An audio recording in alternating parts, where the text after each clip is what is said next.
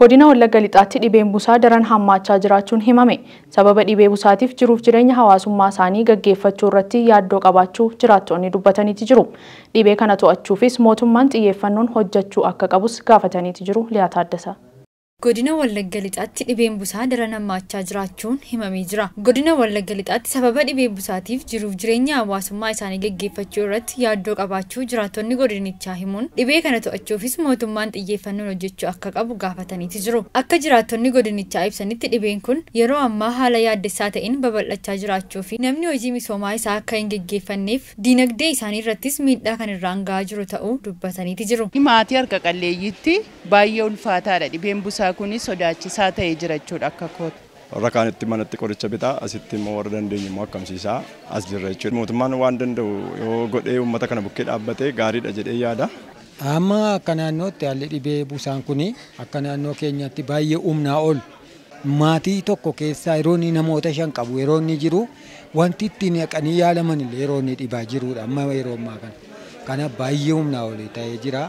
Kanaaf hawwinnoo qabnu karaa mootummaa tu yaaliin tolaalle yaaliimti deeggarsa dirmannaan tokko tunuu godhame hawwii kootiin jedha. Buufata fayyaa bulchiinsa magaalaa Gimbiitti ogeessa yaala dhibee daddarboo kan ta'an obbo Tsaggaayee Guutaa akka jedhanitti dhibeen busaa yeroo ammaa haala hammaataa ta'een kan babal'ataa jiru ta'uu eeruun akka buufata isaaniittis hawaasaaf yaala fayyaa kennaa jiraachuu himuun akkasumas hojii gaggeessaa hospitaala waliigalaa Gimbii kan ta'an obbo Lalisaa Mokonnonis akka jedhanitti hospitaalichatti qorannoo dhiigaa ji'oota salgan darban taasifameen namoota 21,000 keessaa 9,000 ol firiin qorannoo isaanii dhibee busaatiin qabamu isaanii kan agarsiisu ta'uu eeraniiti jiru. Gama ittisaa wal qabatee nuyi ganama utuu hojii hin eegaliin hubannoo hawaasaa argamaniif ilaanna. Kunis xiyyeeffannoo keessa galee mootummaanis kan irratti hojjete tokko dhiyeessii irratti hojjechuu. Lammaffaa rakkoo ogeessaa. Haalli tatamsa'ina dhibee busaa yeroo ammaa akka hospitaala keenyaatti yoo lakkoofsaan ilaalle naannoo 21,000 kan ta'u kan qorannoon dhiigaa taasifameef dhibee busaatiif achi keessaa naannoo nama 9,800 kan ta'u hanqinni kutaa ciisichaallee akka nu mudatee jiru yeroo garaagaraatti biiroos beeksisaa turre ammas akkuma sanaan itti fufee jira jechuudha.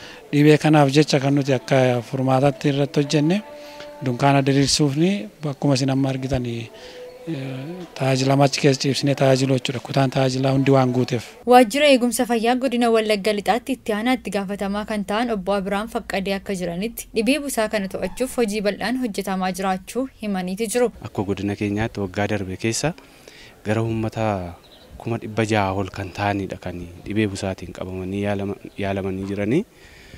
Kana duukaas kan ciisanii yaalamaa turan gara 34,000tti dhiyaata jechuudha. Hojii kana maqsuudhaaf yeroo ammaa hojii bal'aadha kan hojjetamaa jiru. Ni jalqabaa hojiin hojjetamaa jiru tokko hawaasa hubannoo isaa uumuudhaaf irratti hojjetamaa jira. Kuufama bishaanii iddoo inni jiru dhangalaasuu irrattis wal qabatu hojiin hojjetamaa jira.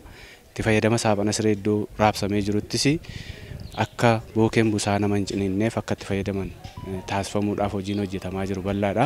Yaa'ii idilee caffee Oromiyaa guyyoota 2 ta'ame irratti hoogganaan biiroo fayyaa Oromiyaa Dr. Mangistuu Baqqalaa akka jiranitti aanaaleen Oromiyaa harki 91 dhibee busaaf saaxilamuu isaanii himaniiti jiru. Mootummaan naannoo Oromiyaa dhibee busaa ittisuufis to'achuuf xiyyeeffannoo addaa kennee hojjetaa jira kan jedhan Dr. Mangistuun bittaa qorichaatiif baajata dabalataan ramaduun furmaata ka'aa jiraachuu eeranii golgaa siree miliyoona 7.2 bituun kan raabsame ta'uu fi biifaa keemikaalaa qulqullina naannoo eeguu irrattis hojjetamaa jiraachuu himaniiti jiru.